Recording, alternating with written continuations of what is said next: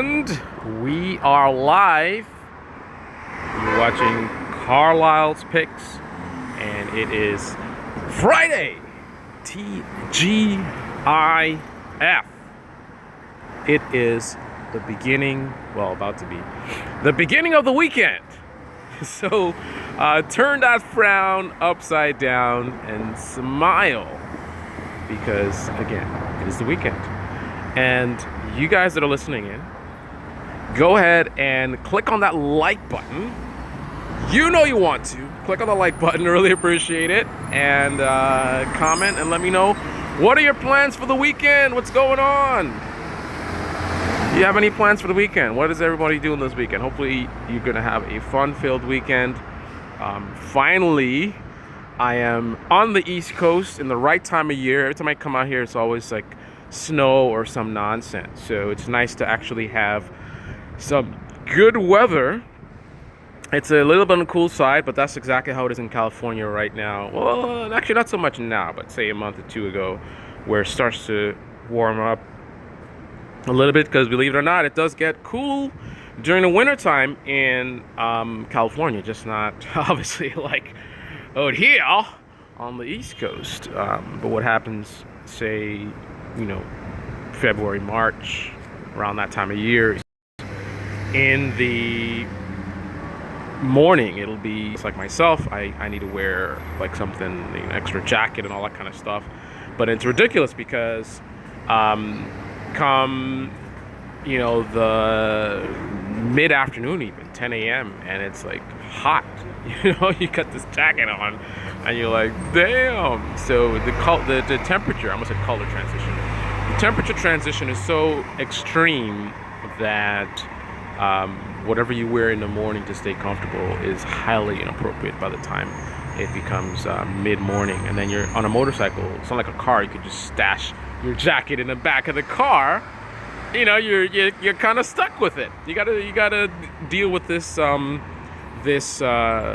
extra luggage. Anyway, I see some comments coming in. Let's see who's commenting. So we have, let's see, we have Dutch. I got Dutch NFS Gaming says hello. Hello to you.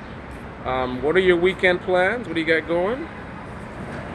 Let's see who else we got here. Okay.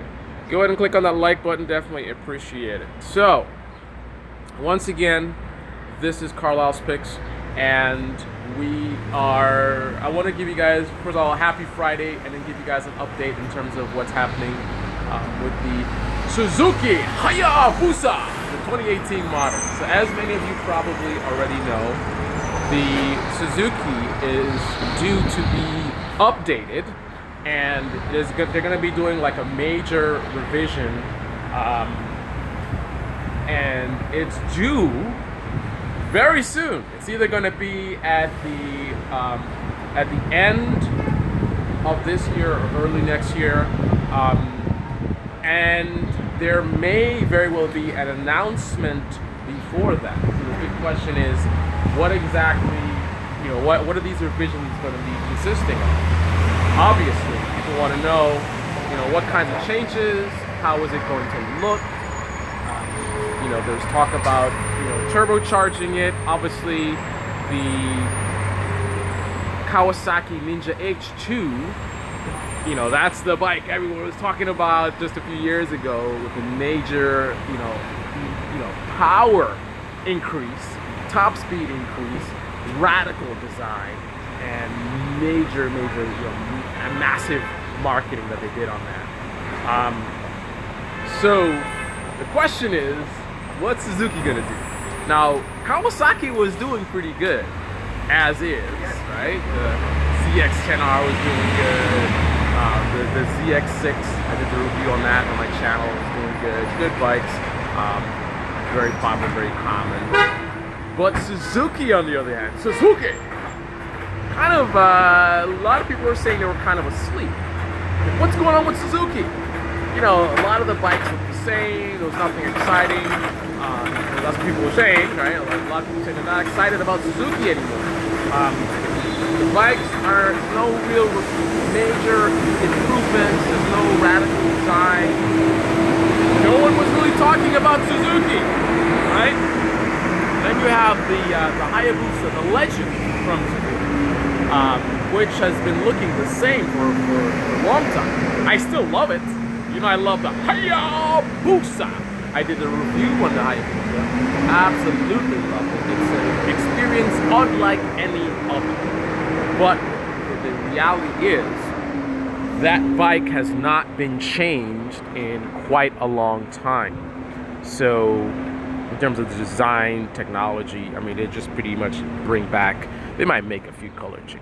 So the question is, what is going to happen with this new bike? Well, here's the deal. Obviously, a lot of rumors floating around. There's some designs that were seen in, I believe it was a Japanese publication, and it featured in you know some not so subtle changes. Look at the GMC over there with the LED lights, looking nice.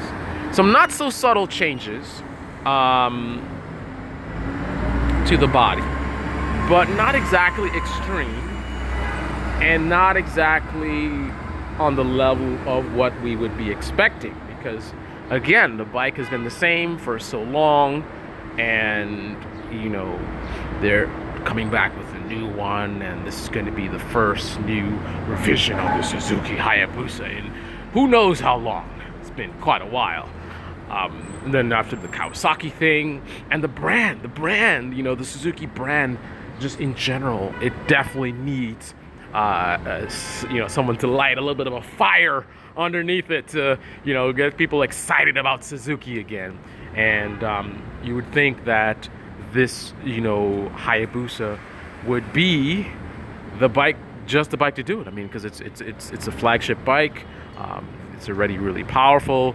And if they make it even more powerful, that would be absolutely amazing. So the question is, what exactly are they going to do? Now, I will tell you what I would like them to do. Number one, and by the way, of course, as you know, if you've been subscribed to me for some time, if you guys come to New York and you want the 5-star treatment, definitely stay at the Carlyle. The Carlyle is the top hotel here in New York. This is a place where kings and queens literally stay. But you can stay there too. There's obviously lots of options here. I will put a link in the description. Anyway, so what am I hoping that they do? Well, number one, I am hoping that they will do some radical changes to the design. For sure. You know, I've not been a major fan of the look of the Hayabusa. It's kind of a heavy bike, a big bike, dare I say a fat bike. I'm not really into that kind of design. I am more into, you know, something nimble, lightweight, sharp. You know, those are the kind of words that, you know, appeal to me. So I definitely would like to see a radical new design. Nothing too crazy, but something that's like, whoa, have you seen the new Hayabusa? Hayabusa. It's back. On the design alone, on the physical aesthetics of the design alone, you're like, damn, Hayabusa is back. I gotta get one. Purely on the looks. Of course, because no matter what technology they put in terms of engine and suspension and whatever, we know 90 to 95% of you guys are not going to be able to tap into much of the bike's potential. The bike is definitely going to be more capable of its average rider. So a lot of the decision making, unfortunately, or fortunately, however you want to look at it, is going to be the design, how it looks, how it sounds. And then of course comfort levels, how comfortable it is, you know, it's nice to see all these crazy videos online and track videos and stuff, but the reality is, you know what most of us are going to be doing. We're going to be commuting to work. You know, we're going to be hanging out with the boys. So That's the reality. So we want to make sure that we are actually going to be comfortable in those, those actual scenarios in which we're going to be using the bike. So that's number one. Number two, I mean, it would be nice for bragging rights only. I mean, the bike is powerful enough as it is. For bragging rights only, if they could reach some insane top speeds. I mean, because part of this bike, I think, should definitely be marketing. I definitely think part of the mission of the new Suzuki should be marketing. So we want to revive the brand. We want to get people excited about Suzuki again. And from that, they can get the sales, get the revenue, and put that into research and development, and bring us more awesome bikes. New 600, a new 750, new 1000. All the other bikes can benefit from an amazing Hayabusa that just absolutely captures the motorcycle community, internationally. Everyone's just like, whoa, Hayabusa. All that attention, focusing on the brand, get some sales, get some money, build more awesome bikes, right? So some kind of crazy top speed would be nice. Some kind of crazy acceleration number would be nice. 0 to 60 in 1.5 seconds. I don't know. Something crazy. Something, those numbers. If you could do something crazy with those numbers, and Hayabusa is faster to 100 miles per hour than this BMW S1000RR, the this, the that, whatever. Something, bragging rights. People are going to be in the forums talking about it. That's what we want to do with the Hayabusa. So a lot of that stuff is a lot of fluff, right? Who cares about this stuff in reality, right? 0 to 60. Top speed, right? So let's get into something else that I think should be important to be added to the Hayabusa. I think some kind of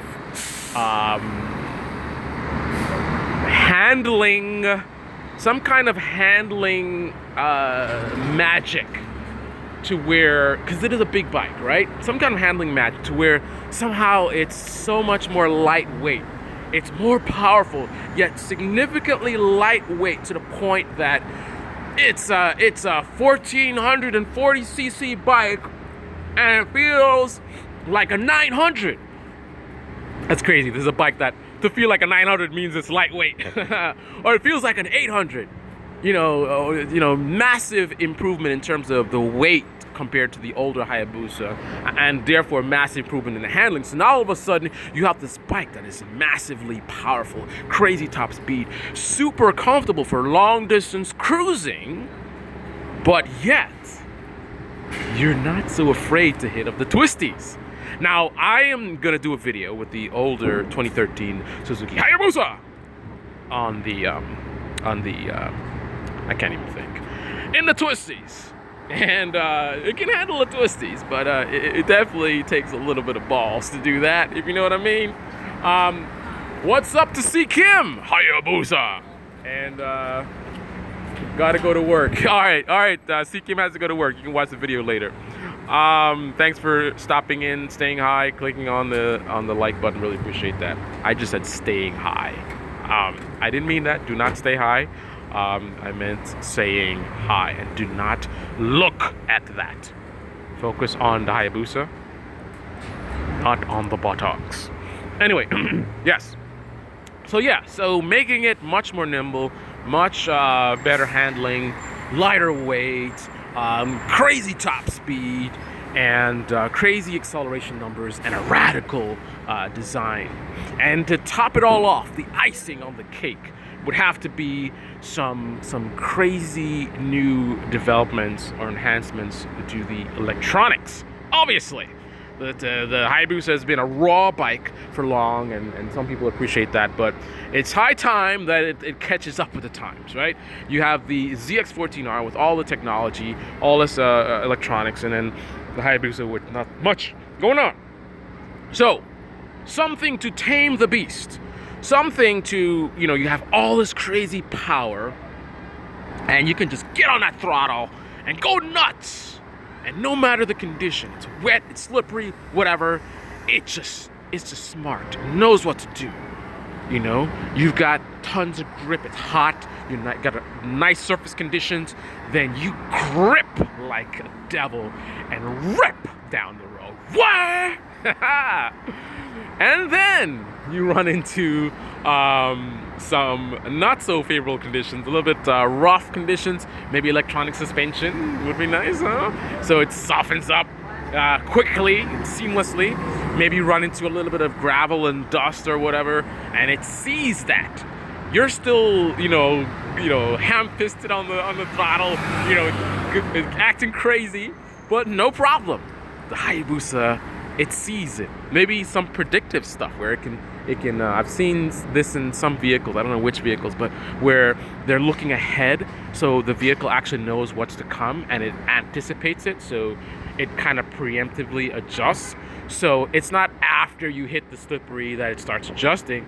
It knows you're going into rough conditions or something, and it pre-adjusts. So some kind of really smart stuff. I mean, we don't want to go too crazy now because we don't want the price of the bike to go too crazy. But some kind of advanced stuff. I think the main theme on a Hayabusa should be something where you can make a massive bike in terms of power, make it manageable. You know, make it very rider friendly. You know, this is not a bike that's intimidating. A lot of people feel like they can just get on the bike and just have a great time and not really worry about the power. Ability to shut it off and get the raw power and all that good stuff. But definitely manageable power is going to be a big thing. And finally, it'd be nice if it has a nice exhaust note stock. But it's probably not going to happen. They're probably going to make it be a very quiet bike stock, and that's all good.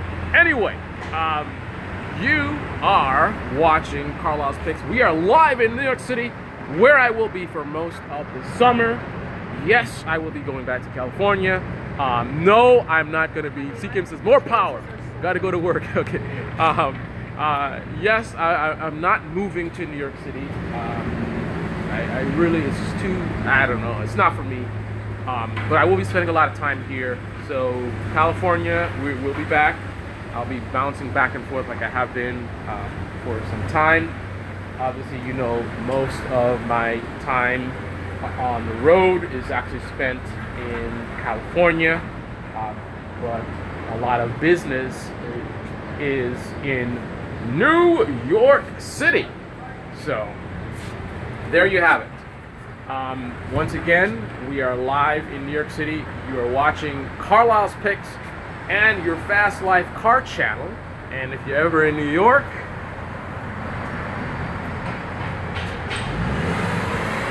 you know where to go. The Carlyle Hotel. And if you want to take your girl out, you want to make her feel special, you want to make her feel like a queen, take her to where queens eat. The Carlyle Restaurant, which is right here on the Upper East Side, 76th Street and Madison. Link in the description. Go to the Carlyle Hotel. You can have a grand piano in your room. You name it. There's the levels in terms of the offerings, you know, from a smaller room to a larger room is vast. You can get the presidential type of situation, or you can get something that's luxurious but a little bit more reasonable. And definitely, the Carlyle Restaurant, definitely, yes, food is great, and I would say one of the top levels of service in terms of at a restaurant, definitely at the Carlyle Restaurant. Anyway, this is Carlyle's Picks. We are live 2017 in New York City. And until the next time, and I guess a final note, as far as the Hayabusa, I am going to be staying on top of this. I'm going to be talking to Suzuki, and I'm going to be bringing you all of the latest and greatest about the bike. So stay tuned right here on Carlyle's Picks, and also your Fast Life Motorcycle channel. All right.